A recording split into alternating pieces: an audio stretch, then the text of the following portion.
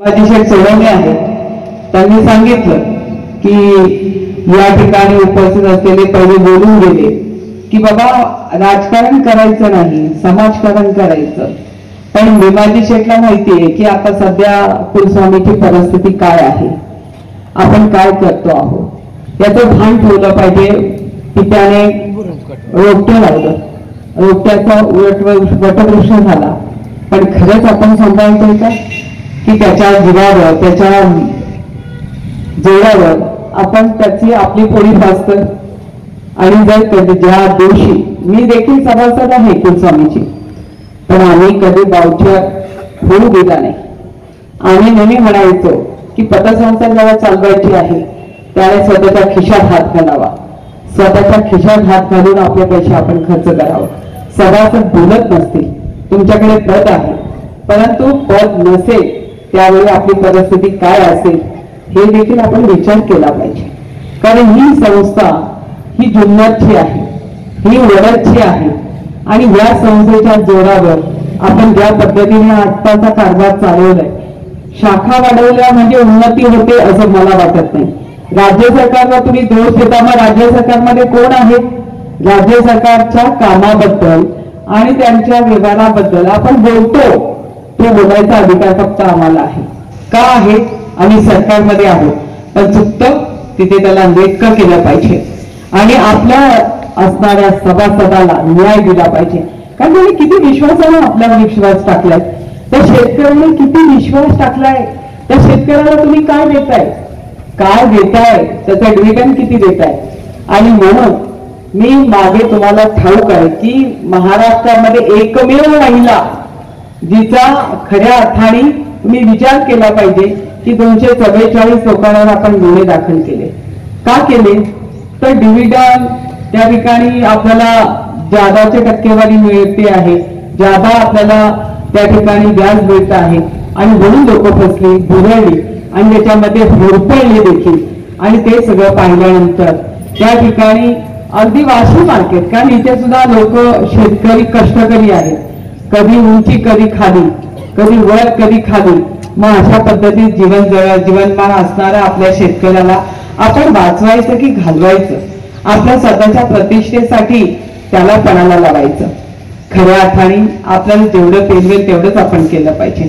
पण तसं न होता जेव्हा शिवनेर पतसंस्थेचा भ्रष्टाचार बाहेर आला आणि खऱ्या अर्थाने लोकांनी टक्केवारी जादा मिळते म्हणून पैसे टाकले. ढोले हे वाशी मार्केटचे एक व्यापारी होते, जे त्यांना त्यांचेच पैसे त्या बँकेत असून सुद्धा त्यांना मरण पत्करावं लागलं. ही अशी अवस्था येऊ नये, टक्केवारीकडे पाहू नये.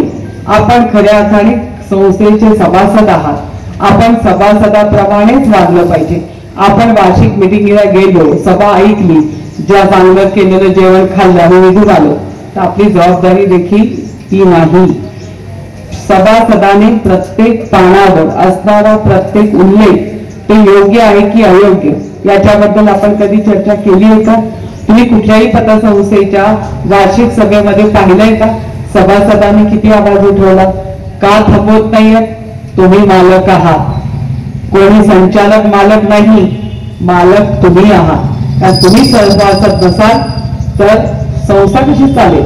धर्मवीरमध्ये आम्हाला दिसलं की खरोखरच एक चांगला कारभार चालतोय, चांगल्या पद्धतीचा कारभार करणारे लोक आहेत.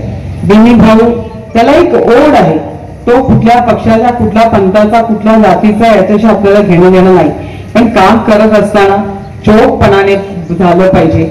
मी त्या संस्थेचा सभासद म्हणून आहे, मी त्या संस्थेमध्ये आहे आणि माझी जबाबदारी आहे की माझा शेतकरी बांधव, माझी माता भगिनी, माझा युवक त्या ठिकाणी त्यांना मिळालेल्या सुविधा त्या योग्य आहेत का, त्या आपल्याला परवडणाऱ्या आहेत का.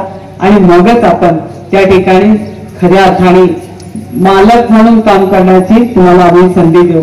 परंतु या ठिकाणी पतसंस्था धर्मवीर, नाव धर्मवीर आणि याचे संचालक जे आज या ठिकाणी येणार होते डॉक्टर अमोलजी कोले, खूप बिझी शेड्यूल आहे. मलाही अपेक्षा नव्हती की भाऊ या ठिकाणी वेळ देऊ शकेल का.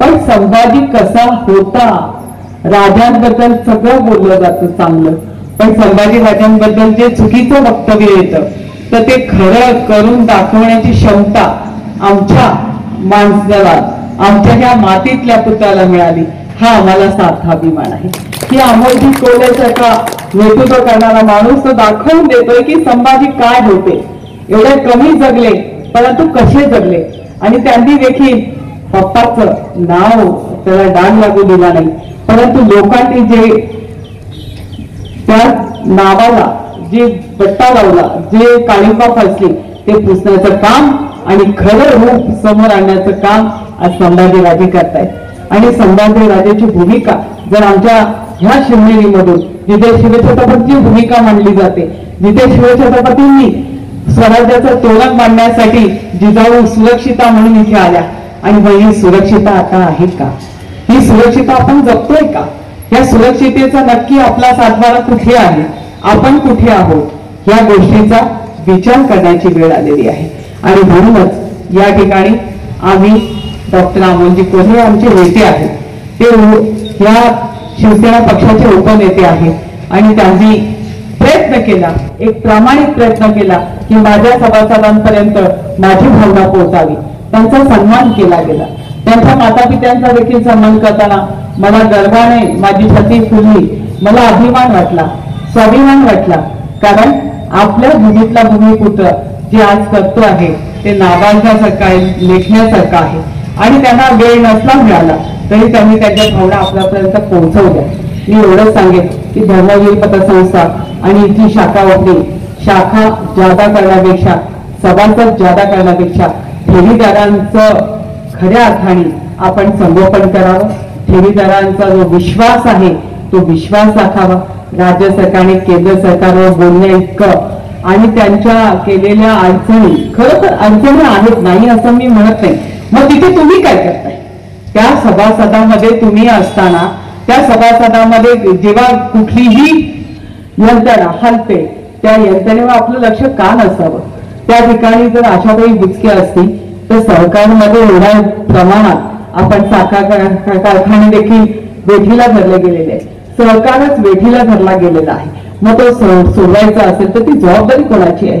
तिथल्या सदस्याची आहे, त्याने खंबीरपणाने आपली भूमिका मांडली पाहिजे, त्या भूमिकेसाठी भांडलं पाहिजे की नुसतं श्रेयवाद आणि याच्यासाठीच भांडणं करायची आहेत, हे काही पटत नाही, या भूमीतल्या भूमिपुत्राला पटत नाही आणि इथल्या कुठल्याही माणसाला पटत नाही, लोकांना बोलता येत नाही, समजत असून कळत असून देखील सुद्धा मनामध्ये राखायचं आणि वेळ आल्यावर ते दाखवणारच आहे, परंतु ही भूमिका तिथे प्रखरपणे आपल्या शेतकऱ्यांच्या भूमिका मांडणारा आपला नेतृत्व पाहिजे।